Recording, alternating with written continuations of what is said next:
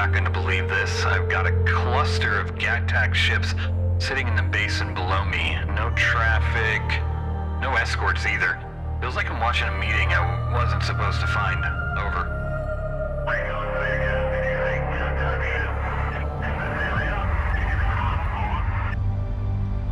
Oh, crap.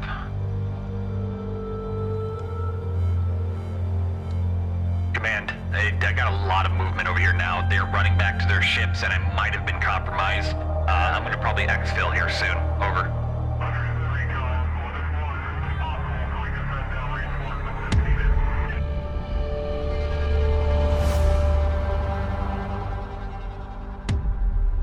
Where are they going?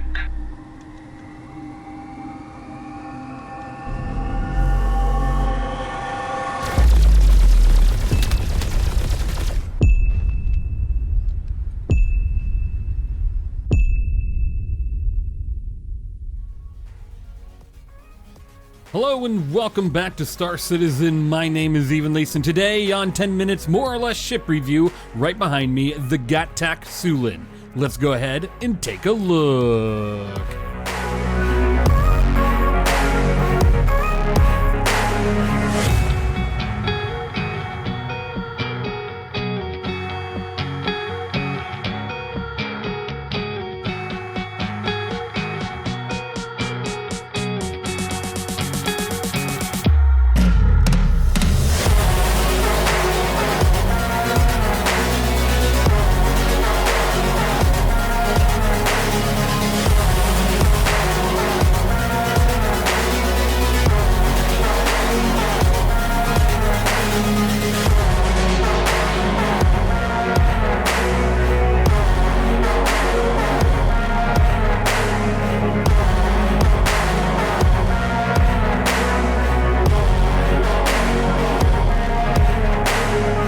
Alright, welcome back to another review, and thank you to our Patreon supporter Bellfin and Superjet for joining me on today's review of the GATAC SYULEN and picking this ship as their review of the month as a Patreon Tier 4 provider. You guys are all amazing. I really do appreciate your support. It's been phenomenal. I hit 40,000 subs and I couldn't be any more grateful. I truly didn't expect it. So thank you again, and let's go ahead and take a look at this ship. Thank you Seraph Omega and What124 for joining me on today's review as well. Taking a look at the SYULEN.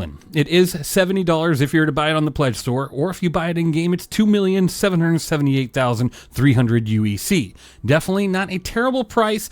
For a starter ship, it's got that alien tax going with it because it is GATAC of origin, and what that means is it's going to be different. And you're going to ask, well, what way is it different? Well, this thing doesn't take off or land the normal way. You actually take off and land vertically. So when you get into the ship and get into the pilot seat, you will go ahead and just press W to take straight off the ground, right? You'll go straight up. Instead of hitting the space bar or using your joystick to up strafe, you're literally just forward strafing or just going forward, and that is just you taking off the ground. Now you do the same in reverse to land this ship, and it can be kind of disorienting, especially if you've flown a lot of the other ships in Star Citizen before ever touching this one. Now if you start off with this ship, you'll definitely be a little bit more confused when you get into a different ship other than this one, and maybe the GATAC Raylan. We'll see how that one lands in the future. Here, a couple more months, we're at the GATAC Raylan. Oof, can't wait. But that's going to be very exciting, and it just can be a little disorienting when you fly this thing or when you fly other ships. Now it does have a 2-minute and 57-second claim time, as well as a 1-minute and 6-second expedited claim time. Definitely not terrible by any means. 1 minute, I mean, that's you just simply claim the ship and you get up, go get yourself a water, come back, and you're already good to go up in the air. Now, you do have quite a bit of damage output on this ship. You have 1,637 burst damage per second due to the 3 size 3 CF337 Panthers that come stock on this ship. Now, you also have 12 size 2 Ignite 2 missiles, which are infrared. I'd probably swap those out for electromagnetic. At this size ship, I wouldn't be throwing around infrared missiles. The electromagnetic's probably gonna be the better option when you're fighting targets out there. And then your Panthers, they're pretty decent for being laser repeaters, but in the age of ballistics, you probably want to swap those out to GT220s and have a better chance there to penetrating your target and hopefully causing component death. Now, normally I talk about PvP, and when I talk about PvP, I do that because if it's naturally good in PvP, it's going to be really good in PvE. But let's just go ahead and start off with the PvE portion really quick. This thing will definitely do fine in any sort of PvE engagement that a starter ship should be involved in. Now, I wouldn't say go out there with this thing and try to defeat a PvE Polaris, but you can definitely go out there and fight AI that are in smaller ships and actually successfully do so with this ship due to those Panthers or the weapons you decide to put on there. So it's definitely quite a bit of fun. Currently in 4.6, it has 3,960 bubble shield. In 4.7 right now in Evo testing, it goes up to 5,400 bubble shield due to the upped shield amount on all shield generators. Now you do have 1,200 armor on this ship, which honestly, you're going to be shredded through that rather fast, so that's not really anything to take in account. And then you have 11,740 ship HP. Again, not exactly something to be too nervous about. The ship HP is more or less about the wings and your little components on the side that are going to be breaking off when you're getting attacked. Otherwise, once you lose that ship armor, the damage is going to be directly going after your power plant and everything like that. So you're probably going to have a chance of either starting a fire on this ship or just losing components before you actually explode. Now you do have a top SCM speed of 225 SCM with a 450 forward boost, a 230 backwards boost, and a top nav speed of 1,175. It's definitely not slow by any means, which is good. With a ship like this, it has a big forward profile on it. So when you are directly targeting somebody, which obviously you have to do if you are trying to shoot them, you could get destroyed pretty fast just because of how big the front of the ship is. So you have to have some speed with you to allow you to get in and out of a situation, which this ship can do. Now you do have a 42, 42, 135 pitch yaw roll or a boosted 50, 50, 162. Definitely not terrible, but it's not going to be beating many other ships out there in the maneuverability game. It maneuvers like a heavy fighter, but it punches like a light fighter. So it's kind of like a terrible middle ground on how much you really want to involve yourself in a straight face-to-face dogfight. You do want to get in there and attack a PvE target, no problem. If you're going to bring this thing into PvP, you're probably going to have a lot of problems. So the recommendation is I would stay out of PvP unless you're a very skilled pilot with this ship. Now you do have 48 flares and 10 decoys, which is just average across the board, and you have 40 SCU of hydrogen fuel and only 1.1 SCU of quantum fuel, which is really surprising just because it does have an interior on this alien ship, and you would expect it to have a lot more quantum fuel. Now we're going to be taking a look at the exterior of this ship first, and I will tell you, it does carry up to 6 SCU of cargo. It carries it only in 1 SCU cargo boxes, one on each. Well, you can put 2 stacking, 1, 2, 1, 2, 1, 2. It's these arms here on the outside. They are external load, which is pretty nice. And currently, the ship does have quite a few button bugs where the button is extremely hard to hit. Like right here, you had to kind of have to look around for it just to find it. And then if you go on to the interior, I had to do an open all command just because most of the interior buttons I couldn't find. Like if I were to go ahead and look at the close button, you can't close it. I can't close the door on this ship. And then if I were to go ahead and look at any of these other buttons, like I can hit certain things, but I can't hit the primary button to close the doors. Now on your first level here, you do have quite a bit of your components on the right side, as well as the left side, including your shield generators. And then you have a weapons rack over here that can fit 2 rifles, as well as 2 multi-tools and 2 handgun spots. So a pretty good amount of area to hold your weapons. And then right here is the SG-1 sarcophagus style armor locker. So where you can go ahead and hang up your armor at the end of a long day if you, well, when that actually starts to work. Now, you have an elevator right here. You go ahead and go to, you hit the second button there. I do have to say, nope, we're almost there. So once you get on up here, the lighting is a little bit better if you can actually hit the buttons to do so, which is pretty nice because originally with the lights off, oh, this time I'm going to be told that the lights were off.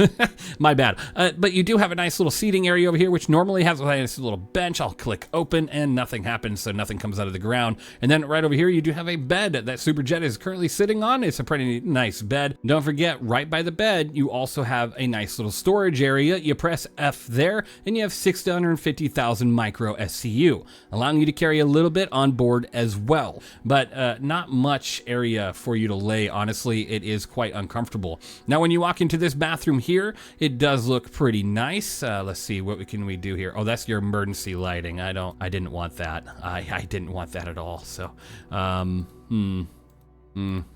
okay, so we'll see. Can I do that here? Nope, I just did that there. But when you're in the bathroom, you do have a nice toilet area, which actually the GATAC like to use the faucet to go to the bathroom. And then they have another restroom right here for the human occupants of the ship. So let me see. Let me hit that lighting again. Ah, that's better. Much better. And the lighting over here is definitely not bad. Okay, so once you actually get the lighting on, it's definitely not too terrible on being able to visibly see anything. I want to actually check out the bottom floor again with that lighting change. So let me see if I can get the lighting in here to work out for us. Go ahead and turn that on. Much better, much better. It's actually like a vibrant bluish purple. It looks really nice. I do enjoy that. And then we'll go ahead and go to the very top floor, which is where the pilot will go ahead and sit. So once you're up here, as you can see, you have a little bit more access to some component areas, like you have a fuse, you have a nice fire extinguisher way over here, and then on this side some more areas for components in the future and stuff like that. Now if we go ahead and go into the pilot seat, you'll see that it brings you up in a very interesting fashion. So you go ahead and ooh, yep, you're throwing up all over the cockpit by the time you get up here. You hopefully have a strong stomach, otherwise you'll be fine. And then you just go ahead and hit your engines, and you just go straight on up with the push of the W key or just the forward, thrust on your joystick, which is pretty nice. Now I'm just going to get off the ground just a little bit, and I'm going to show you what the landing gear looks like.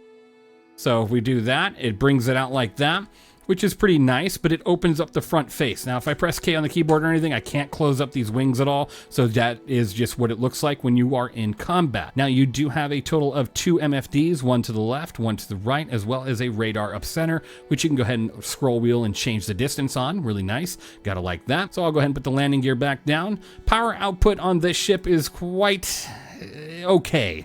For having having the laser weapons on here and stuff, you might want to switch out something on your shield generator or maybe even on your cooler to give you a little bit more power if you're going to continue to have those laser weapons. Otherwise, this is the GATAC SYULEN. The GATAC Raylan is going to be out soon, which is going to be a lot of fun. I can't wait to see that one and review it. Here's some PvE combat footage, because I probably would never dare to bring this into PvP unless I just wanted to have a little bit of fun and see how quickly I exploded. But here's a couple action bits with that, and I'll go ahead and give you my score.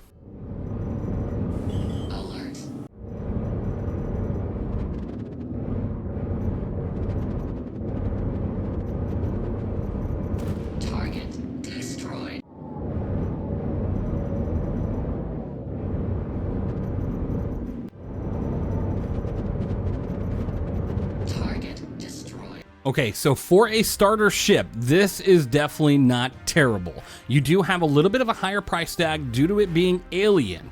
Now, you can carry up to 6 SCU of cargo. Sadly, it's only 1 SCU boxes at a time, and you really can't put any sort of ground vehicle in here, so that limits you as well. But you do have a fully flushed out interior with a bed, a nice bathroom area, potentially a little area to eat some food. You have a nice little cockpit. You have weapons racks. You have everything you need to go ahead and take care of stuff on board, and that's really nice. Honestly, for me, I'm going to give this ship an 83 out of 100. She does have quite a few bugs on her right now. When it comes to the panels everywhere, it's kind of hard to hit the buttons, to close the doors, to open the doors. She has a really big frontal face on her. She has limited quantum fuel, which is actually quite surprising, but she's pretty decent overall all around. Her claim time's good. Her burst damage per second's good, especially if you swap out the weapons. She does have an executive edition that comes with the NDB 30s, which is pretty nice. I do like that. And then overall, it has a pretty nice, good amount of paints on there. So I do like to see that as well. So with that, I really hope you enjoyed this review of the GATAC SYULEN. We'll be seeing the GATAC Raylan here soon. I'm very excited for that. I can't wait. Thank you for watching. Thank you for being here. Let me know what you think of this ship and how excited are you for the Raylan. Thanks again, and I'll see you all in the next one. If you're building a new PC, go through longshipindustries.com, a veteran-owned mom-and-pop business that takes pride in every single build. He built my personal rig, which you can actually see featured on the website. The care, warranty, and customer support are top tier. Trust Longship Industries for your next build.